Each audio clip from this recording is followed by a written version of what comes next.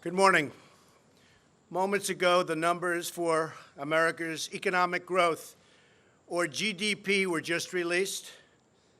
And I am thrilled to announce that in the second quarter of this year, the United States economy grew at the amazing rate of 4.1%. We're on track to hit the highest annual average growth rate in over 13 years. And I will say this right now, and I'll say it strongly, as the trade deals come in one by one, we're going to go a lot higher than these numbers, and these are great numbers. During each of the two previous administrations, we averaged just over 1.8% GDP growth. By contrast, we are now on track to hit an average GDP annual growth of over 3%, and it could be substantially over 3%.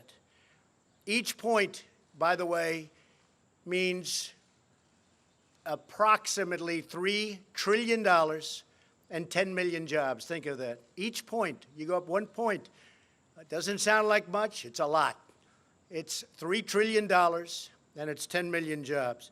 If economic growth continues at this pace, the United States economy will double in size more than 10 years faster than it would have under either President Bush or President Obama. Perhaps one of the biggest wins in the report, and it is indeed a big one, is that the trade deficit, very dear to my heart because we've been ripped off by the world, has dropped by more than $50 billion. $52 billion to be exact. It's dropped by more than 50. Think of that. The trade deficit has dropped by more than $50 billion. And that's added and adding 1 point to GDP. That's a tremendous drop. We haven't had a drop like that in a long time. You have to go back a long time before you find it. By increasing growth to 3% over the next 10 years, that would mean 12 million new American jobs and $10 trillion of new American wealth, at least. And that's not including the fact that since I was elected, we've created approximately $7 trillion of new wealth.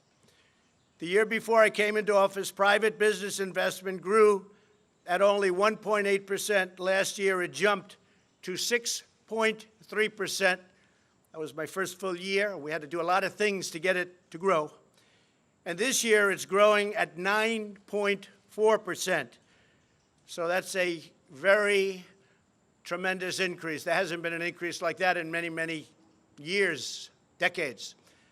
And I think the most important thing, and Larry Kudlow just confirmed to me along with Kevin Hassert, that these numbers are very, very sustainable. This isn't a one-time shot. I happen to think we're going to do extraordinarily well in our next report, next quarter. I think it's going to be outstanding. I won't go too strong because then if it's not quite as good, you'll not let me forget it. But I think the numbers are going to be outstanding. We've accomplished an economic turnaround of historic proportions. When I came into office, 1.5 million fewer prime-age Americans were working than 8 years before. We had lost almost 200,000 manufacturing jobs under the previous administration, and you all know, they say, well, you have to lose manufacturing jobs. It'll get worse and worse. Manufacturing jobs are obsolete. No, they're not obsolete. They're the greatest jobs we have. More than 10 million additional Americans had been added to food stamps past years. But we've turned it all around.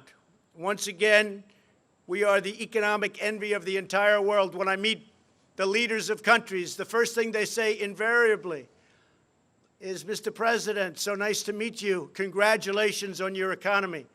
You're leading the entire world. They say it almost each and every time. America is being respected again, and America is winning again because we are finally putting America first. Everywhere we look, we are seeing the effects of the American economic miracle. We have added 3.7 million new jobs since the election. a number that is unthinkable if you go back to the campaign. Nobody would have said it. Nobody would have even, in an optimistic way, projected it. We are in the midst of the longest positive job growth streak in history. New unemployment claims have recently achieved their lowest level in almost half a century. The African American unemployment rate has achieved the lowest level in recorded history. African American unemployment is the best it's ever been in the history of our country. The Hispanic unemployment rate has reached the lowest level, likewise, in history. The Asian unemployment rate has recently reached the lowest level, again, likewise, in history. Women unemployment rate recently reached the lowest level in 65 years, and soon that will be in history. Give it another 2 or 3 weeks. Veterans unemployment is at its lowest level in 18 years, and that number is rapidly going up, on top of which we just received and won from Congress choice, where veterans can go out and see a doctor if they can't get service, the service that they deserve. Unemployment for disabled Americans has hit a record low, lowest in history. More than 3.5 million Americans have been lifted off food stamps, something that you haven't seen in decades. 3.5 million Americans have been lifted off food stamps. That's because they were able to go out and get a job, and they're going to love their jobs. 95% of American manufacturers are optimistic about their company's outlook, and that's the highest level also in history, and that's an old survey, been around a long time. Manufacturing wages are expected to rise at the fastest rate in over 17 years. Business and consumer confidence has reached historic highs. So far this year, American exports are up nearly 20%. I've only been here a little more than a year and a half. Over the same period in the year before I took office, we've become a net exporter of natural gas for the first time since 1957. We've gotten rid of tremendous amounts of regulations, which allows us to do things.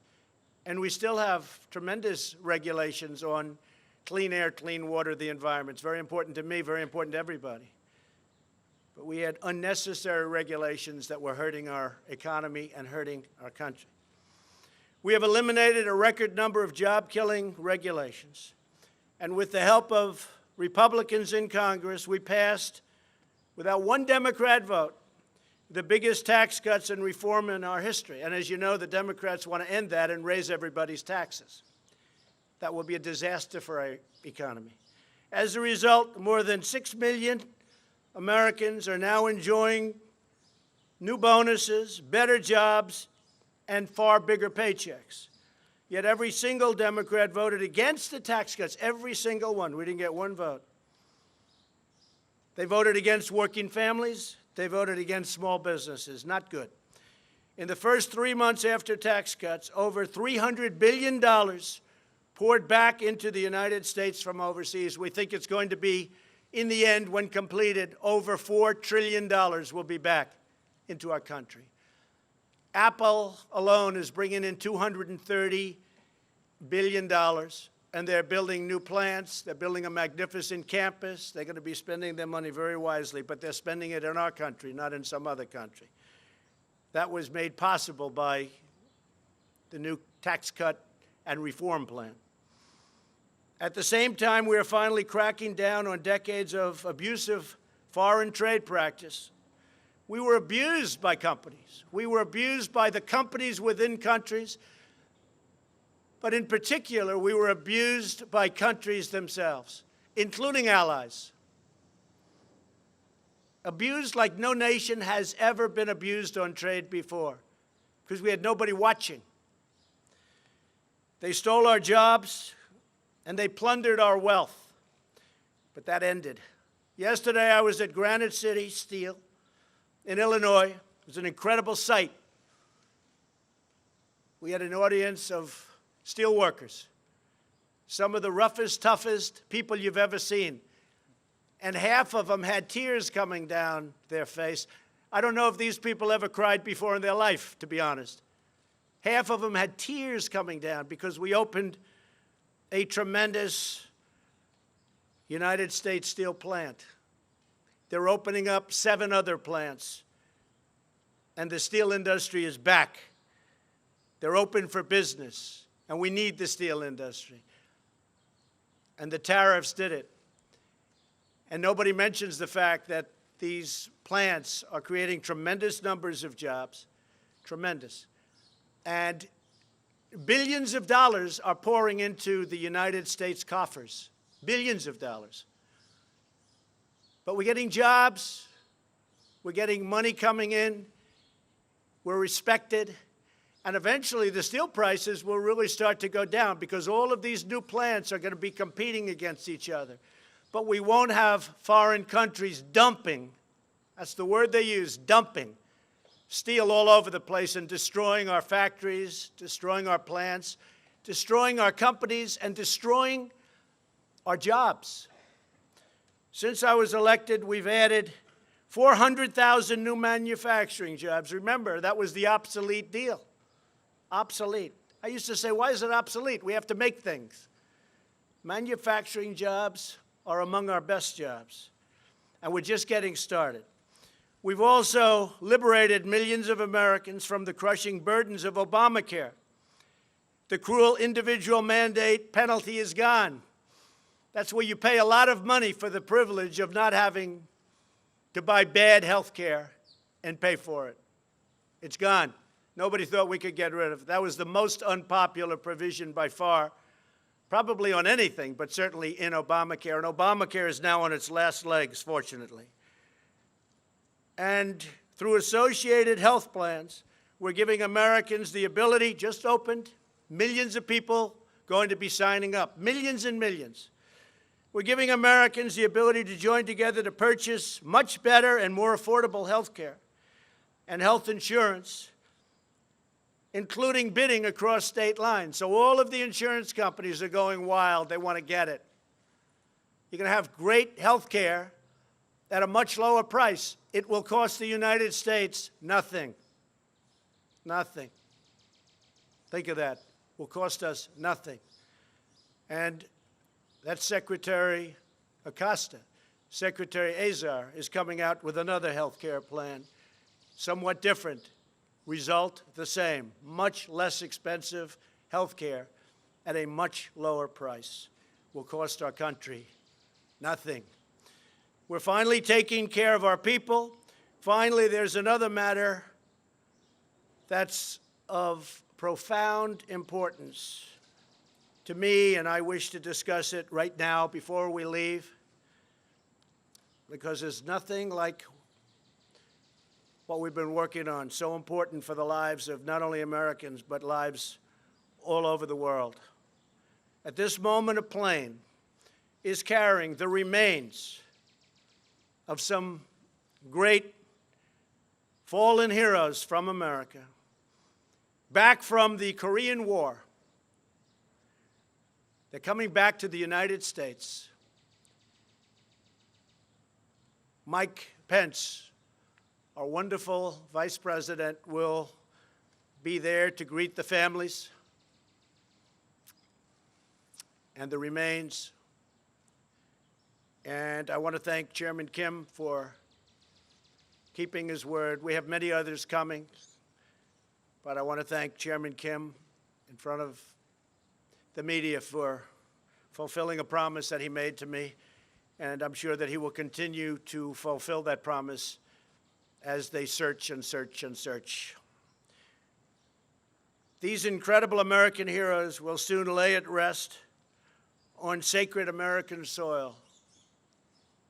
Even during the campaign, people would come up to me. It's a long time ago, many decades ago. Oftentimes they were older. In some cases, they were younger, great-grandfathers. My great-grandfather, my grandfather, my father. They asked if I could do something about it. I'd look at them and say, we don't get along too well with that country. They said, whatever you could do. And it's something that was very important to me. Many people have asked that. I've asked the Vice President and others to just pay a special tribute, and they will do that. So we honor the sacred memory of every incredible American patriot who fought and died in that war. In everything we do and every action we take, we are fighting for loyal, hardworking, patriotic citizens of our blessed nation. We're making our country great again. We're respected again all over the world. Our military will soon be stronger than it's ever been by far. That in itself will produce thousands and thousands of jobs. Nobody makes equipment like we do. Nobody. Whether it's planes or missiles or any form of military equipment, we make the best in the world by far. We're making it possible for our allies to buy that equipment quickly, where they don't have to wait for 2-year approvals and more. We're doing great, and I'm very honored to see that 4.1 number. Perhaps I'm even more honored to see that deficit shrink, the trade deficit shrink so much. With that, I'd like to ask Kevin Hassett, Chairman of the Council of Economic Advisors, and my very good friend, Larry Kudlow, if they could both step forward and say a few words. Thank you all very much. It's a great day.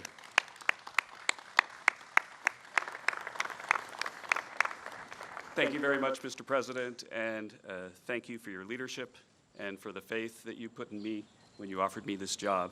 And thank you for standing up for our veterans. My father and my uncle both fought in the Korean War, and you just can't imagine how much it means to those veterans that you didn't forget their comrades. You know, as an economist, it's my duty, sir, to remind that we should not make too much of one number, right? How often do we hear economists say that? But when I think back to the first time I met with you in the Oval, and we talked about your vision about how to make America great again, you might recall that in the end, I agreed, yeah, that stuff really ought to work.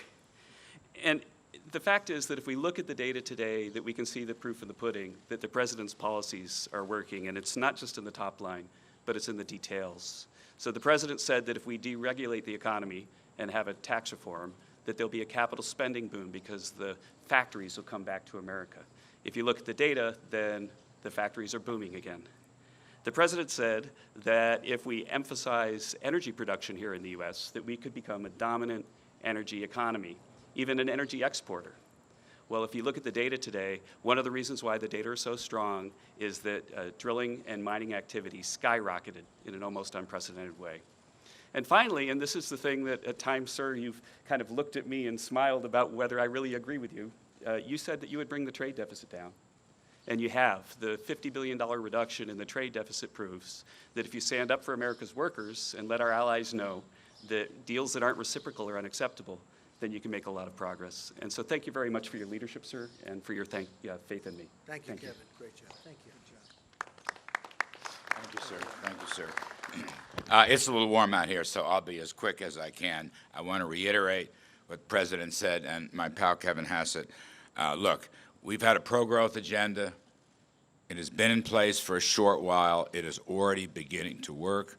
Low tax rates, rollback of regulations, unleashing energy and trade reform to fix a broken world trading system. I just want to note in the numbers, and this is becoming a trend, business investment is booming. 9 to 10% growth in the first half of this year. I believe that's going to continue. Why do I talk about business investment? Well, that's the key to productivity, which is the key to growth, which is the key to rising real wages and very strong jobs, a point that Kevin and I made during the campaign 1,000,000 times, and we continue to make it. These tax cuts, particularly on the business and investment side, are going to be boosting wages, livelihoods, and jobs for middle American, ordinary working folks. And it's starting to take effect, and that's why I agree with the President. This is a boom that will be sustainable. Frankly, as far as the eye can see, this is no one-shot effort. So that's me. Thank you, sir. Appreciate it very much. Thank you. Thank you very much, everybody. Thank you. Mr. President, are you going to go to Moscow? Mr. President, is Michael Cohen telling the truth?